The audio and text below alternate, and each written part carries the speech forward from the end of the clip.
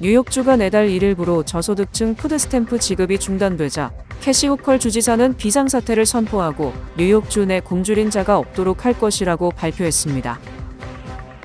뉴욕시 의원 선거의 20선거구 민주당 후보로 3선 도전에 나선 샌드라 황 의원이 플러싱 주민들의 삶의 질을 개선할 수 있도록 한인 유권자들의 소중한 한 표를 호소했습니다. 뉴욕시가 20여 년 만에 또 한 번 대규모 주거지 재개발 계획을 통과시켰습니다. 뉴욕시가 산모와 신생아 지원을 대폭 강화합니다. 모두가 누릴 수 있는 권리, 바로 아름다움입니다. 키스는 누구나 더 쉽고 당당하게 자신의 아름다움을 즐길 수 있는 세상을 꿈꿉니다. 키스는 우리 모두의 미래가 더 아름답게 빛날 수 있도록 최선을 다할 것입니다. 당신의 아름다움의 모든 순간, 키스가 함께합니다.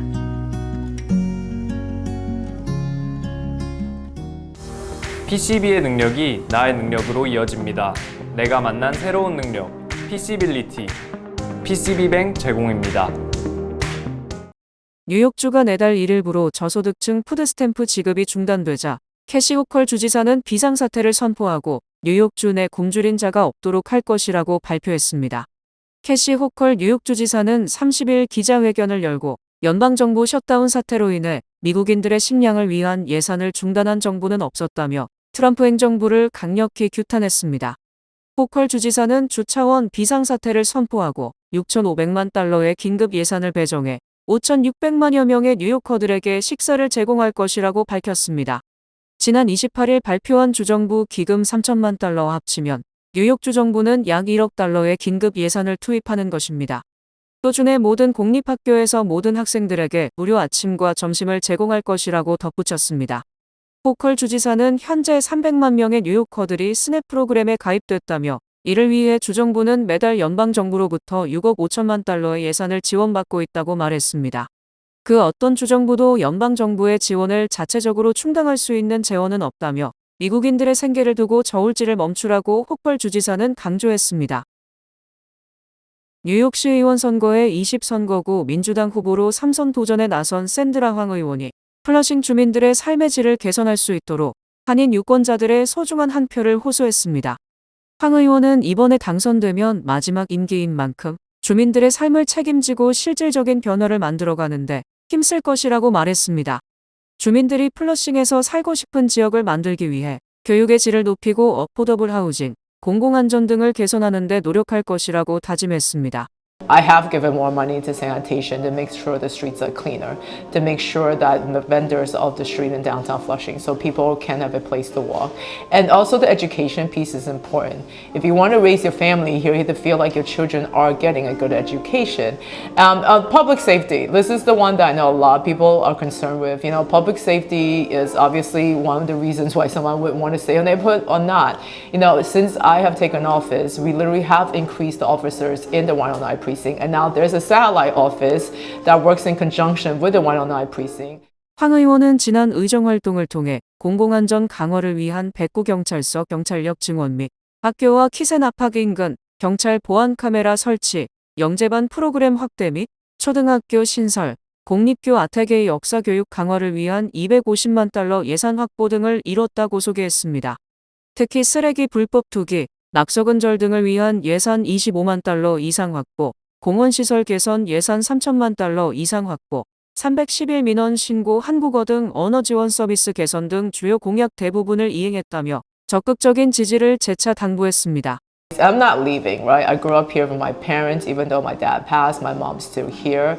And, you know, when I talk to, you know, families here, when I talk to seniors here, right? I want to make sure that this is a place where they could, you know, feel like they could raise their children, that seniors could walk outside the streets and feel safe and make sure like there's actually, you know, housing for them. So I do. I mean, one of the biggest things I do try to concentrate on is quality of life.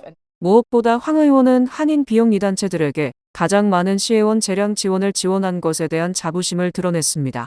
실제 2025에서 26 회계연도에 뉴욕 한인봉사센터와 뉴욕가 정상담소, 뉴욕 한인상록회, 시민참여센터, 뉴욕 한인학부모협회, 퀸즈 YWCA, 에스더하 재단 등 13개 한인단체가 27만 4천 달러의 지원금을 받을 수 있도록 주도적 역할을 했습니다. Having a new pot, a new set of funding for groups like KFSC, it's a funding that's for domestic violence survivors. Those groups that work with them, that speak the language of the community. And the other funding that we're really happy about is the Asian American Curriculum Initiative. It's really important that we actually have funding for the curriculum so that schools can get that curriculum into their textbooks, into their storytelling. 황 의원은 투표에 대한 중요성도 강조했습니다. 그는 최근 몇 년 동안 20선거구 투표율이 뉴욕시 전체에서 5번째로 낮았다며 누구에게 투표하는지보다 투표하는 것 자체가 중요하다고 강조했습니다. 조기 투표는 11월 2일까지 진행되며 본선거는 4일 실시됩니다. 뉴욕시가 20여 년 만에 또 한 번 대규모 주거지 재개발 계획을 통과시켰습니다. 뉴욕시 의회는 퀸즈 롱아일랜드 시티 지역에 원LIC 주거지 계획을 공식 승인했습니다. 이번 계획에 따라 총 1만 5천 가구의 신규 주택이 건설되며 이 중 4,350가구는 영구 저소득층 주택으로 공급됩니다. 이는 20년 만에 시의회가 승인한 두 번째 대규모 지역 재개발 프로젝트입니다. 여기에 9억 5천만 달러 규모의 지역사회 투자가 함께 이루어져 공공시설 개선과 생활 인프라 확충이 추진됩니다. 특히 퀸즈브리지 공공주택 단지에는 2억 달러가 투입돼 배관과 엘리베이터 교체, 놀이터 조성 등 전면적인 개보수가 진행됩니다. 또 퀸즈보로 다리 아래에는 2에이커 규모의 새로운 워터프런트 공원이 조성됩니다. 또한 롱아일랜드 시티 내에 초등학교 2곳이 새로 들어서고 중학교 신설 부지도 확보될 예정입니다.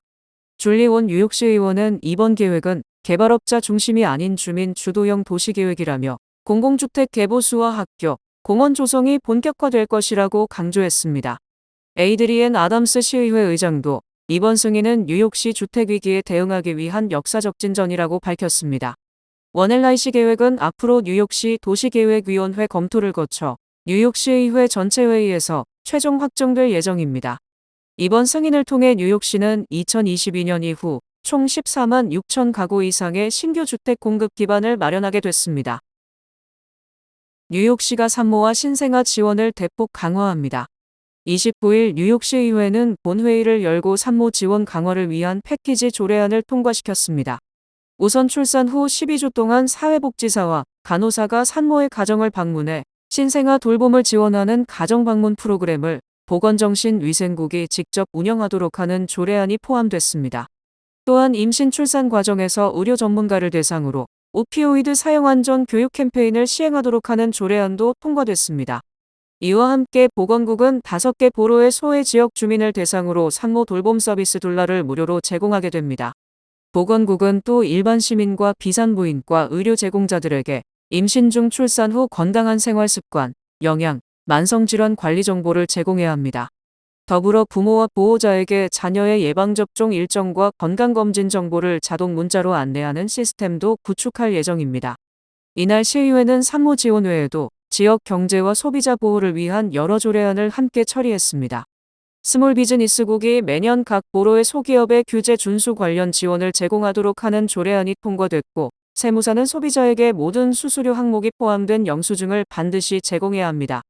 또한 셀프 스토리지 시설은 보관료 인상 시 최소 60일 전에 고객에게 사전 통보하도록 의무화됐습니다. 연방준비제도는 29일 경기 둔화 우려 속에 기준금리를 2달 연속 인하하고 오는 12월 1일부로 양적 긴축 정책을 공식 종료하기로 했습니다. 연방정부 셧다운으로 핵심 경제 통계 발표가 중단된 가운데 연준이 사실상 금융 완화 전환기에 돌입했습니다. 28일과 29일 열린 연방공개시장위원회는 기준금리를 0.25% 내려 3.75에서 4.00%로 조정한다고 발표했습니다. 이는 9월에 이어 2달 연속 기준금리를 낮추면서 2020년 팬데믹 이후 처음으로 완화적 정책 기조가 재개된 것입니다. 기준금리 0.25% 인하는 FOMC에서 10대2로 통과됐습니다. 스티븐 미런 연준 이사는 0.5%포인트 대폭 인하를 주장했고, 제프리 슈미드 캔자스시티 연방준비은행 총재는 금리 동결을 선호하며 반대표를 던졌습니다. 연준은 성명에서 경제활동은 완만한 성장세를 보이고 있으나 고용 증가세가 둔화하고 물가 상승률은 여전히 목표치인 2%를 상회하고 있다며 최근 정부 셧다운으로 인한 통계 공백과 경기 불확실성 확대를 감안해 신중한 조정이 필요하다고 판단했다고 밝혔습니다. 그러면서 연준은 오는 12월 1일부로 양적 긴축을 종료하고 자산 규모를 현 수준에서 유지하기로 했습니다. 무역 전쟁으로 대치 중인 트럼프 대통령과 시진핑 중국 국가주석이 30일 부산에서 담판을 벌였습니다. 양국 정상은 30일 부산 김해공항 나래마루에서 6년 4개월 만에 대면해 약 100분간 회담을 갖고 무역과 안보 현안을 두고 담판을 벌였습니다. 이날 핵심 의제는 무역 및 관세 문제, 히토류 수출, 펜타닐 통제 등이었습니다. 트럼프 대통령은 회담 후 중국의 히토류 수출 통제를 1년 유예하고 펜타닐의 미국 유입 차단에 협력하기로 했다고 밝혔습니다. 이에 대한 상응 조치로 미국은 중국산 제품에 부과하던 관세를 10%포인트 인하하고 301조 무역 제재를 1년간 유예하기로 합의했습니다. 중국 상무부도 양국의 상호 관세 유예와 무역 조사 중단, 펜타닐 대응 협력을 약속했다며 미국이 중국 기업 자회사에 대한 기술 차단 조치를 1년 연기함에 따라 중국 역시 히토류 및 핵심 기술 수출 제한을 유예하기로 했다고 공식 확인했습니다. 양국은 농산물 교역 확대에도 손을 맞잡았습니다. 미국은 매년 중국에 최대 2,500만 톤의 대두를 공급하고 중국은 이에 상응하는 농산물 및 기술 거래를 늘리기로 했습니다. 또 틱톡의 미국 내 사업권 문제와 관련해서도 원칙적 합의에 도달했다고 연방재무부는 밝혔습니다. 회담 직후 중국 외교부는 한국의 핵 추진 잠수함 계획과 관련해 한미 양국이 핵 비확산 의무를 지키길 바란다며 원칙적 입장을 표명했습니다. 이번 부산 미중 정상회담은 무역 전쟁 이후 얼어붙었던 양국 관계를 해빙시키는 계기가 됐다는 평가입니다. 특히 관세 히토류 펜타닐 문제에서 실질적 합의를 이끌어내며 글로벌 경제 불확실성을 완화하는 전환점이 될 것으로 기대되고 있습니다. 이재명 대통령으로부터 선물 받은 신라 금관을 착용한 트럼프 대통령의 합성 영상이 SNS에서 밈으로 퍼지고 있습니다. 트럼프 대통령이 한미 정상회담에서 천마총 금관 모양의 신라 금관을 선물 받은 직후 29일 트럼프 대통령이 왕관을 쓴 멜라니아 여사와 손을 잡고 춤추는 합성 영상이 X 등을 통해 빠르게 확산됐습니다. 영상 속 트럼프 부부는 조명 아래에서 미소를 띠고 춤을 추며 주변 인물들이 환호하는 장면으로 연출됐습니다. 이어 왕관을 쓴 트럼프가 전투기를 몰거나 금관 앞에서 포즈를 취하는 등 각종 풍자 이미지도 잇따라 등장했습니다. 국내 주요 언론도 이번 금관 외교에 주목했습니다. 워싱턴 포스트는 신라의 왕권을 상징하는 금관이 노 킹스 시위가 한창인 시점에 전달됐다며 상징적 의미를 짚었습니다. 뉴욕 포스트는 트럼프가 반권위 시위 11일 만에 왕관을 받았다고 보도했습니다. 노 킹스 시위는 트럼프의 권위주의적 통치를 규탄하는 전국적 집회로 50개 주에서 약 700만 명이 참여했으며 이 가운데 금관 선물은 그를 왕으로 풍자하는 SNS 밈에 불을 지폈습니다. 영국 일간지 더 미러는 트럼프가 선물을 받는 순간을 황홀경에 빠진 듯했다고 묘사했습니다.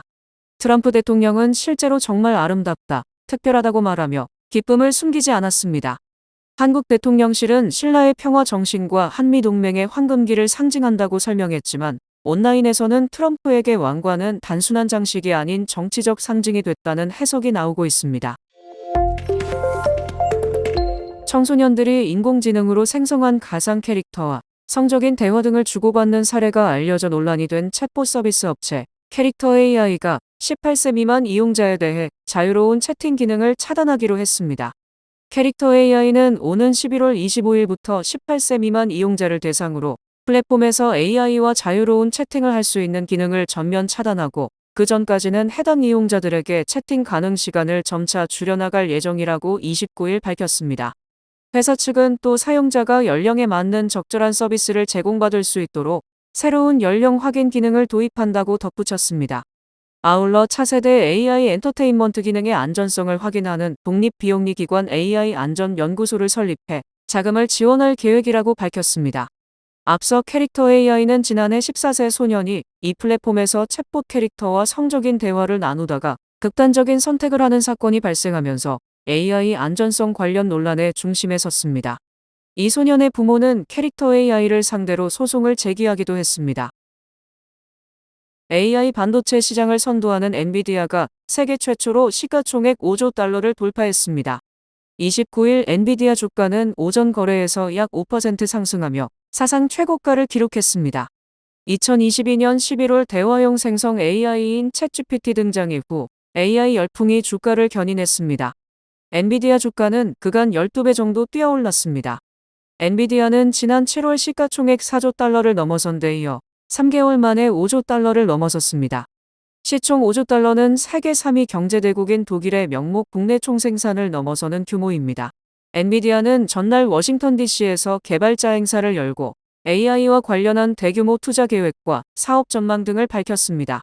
젠슨 황 최고 경영자는 엔비디아의 주력 인공지능 칩인 블랙웰 프로세서와 새로운 루빈 모델이 내년까지 전례 없는 매출 성장세를 이끌 것이라고 자신하며 한간에 돌던 AI 거품 우려를 일축했습니다.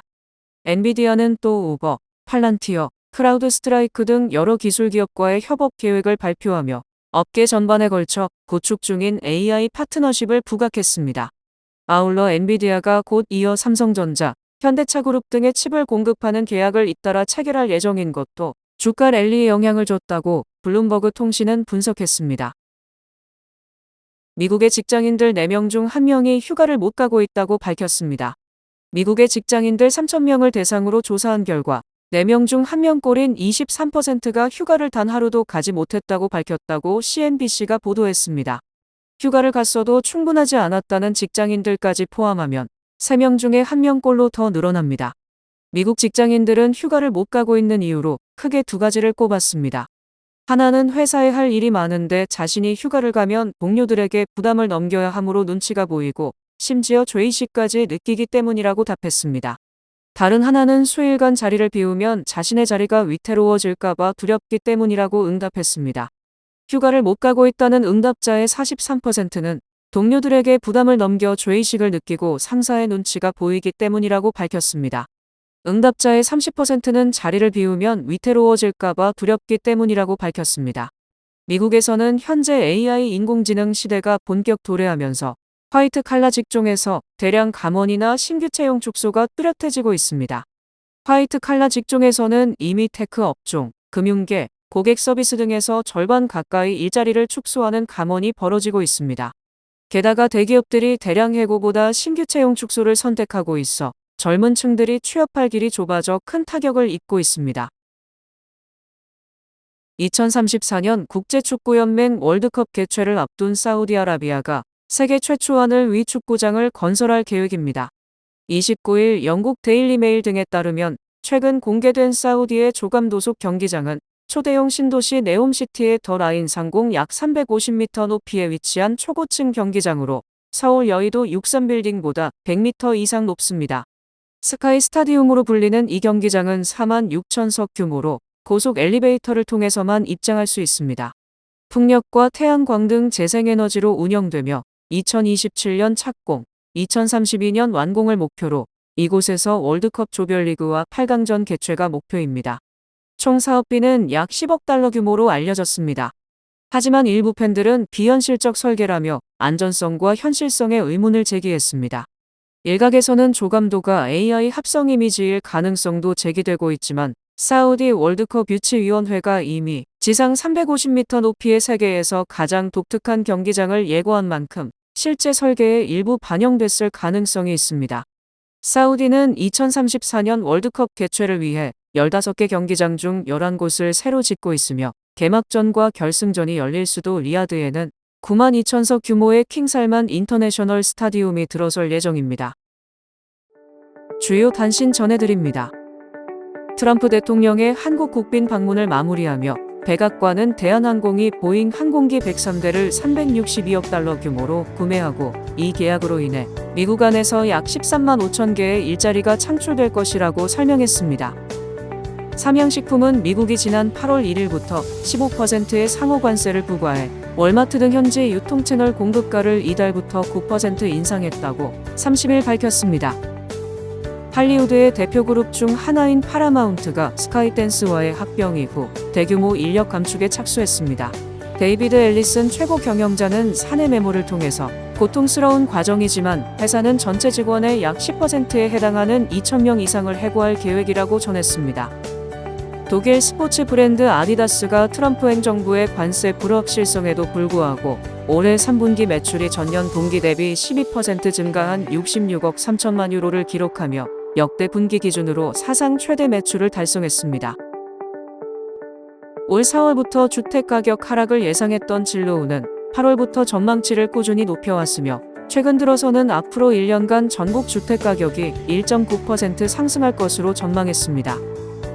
지난 26일 영국 밀턴 퀸즈에서 복면으로 무장한 도둑들이 한밤중에 슈퍼마켓에 현금 자동 인출기를 중장비를 동원해 통째로 도로 쪽으로 끌어내린 후 픽업 트럭에 싣고 달아나는 절도 사건이 발생했습니다. 현재 용의자들은 수배에 들어갔습니다.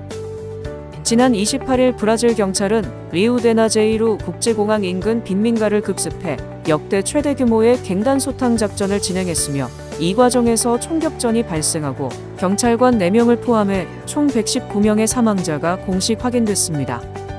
지난해 독일 정부는 법원의 허가가 없어도 성별을 스스로 정해 등록할 수 있게 한 법을 통과시켰으며 이후 2만 2천 명이 넘는 시민들이 성별을 변경한 것으로 집계됐습니다. 날씨 전해드립니다. 금요일인 내일은 바람이 많이 불겠습니다. 낮 최고 기온은 56도, 최저 기온은 48도입니다. 해 뜨는 시간은 7시 25분, 해 지는 시간은 5시 54분입니다. 이상으로 주간 날씨와 세계 날씨 전해드립니다.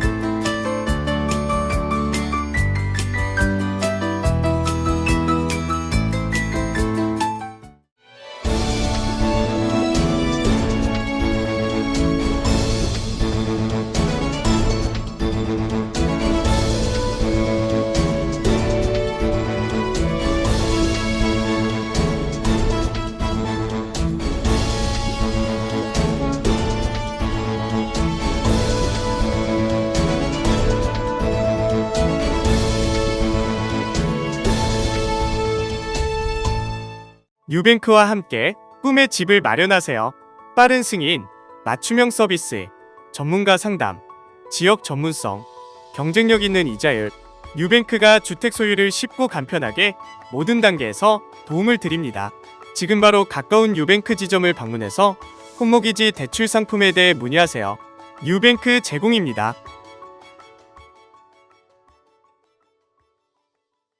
이상으로 10월 30일 목요일 TKC 뉴스데스크 여기서 마치겠습니다. 시청해주신 여러분 고맙습니다.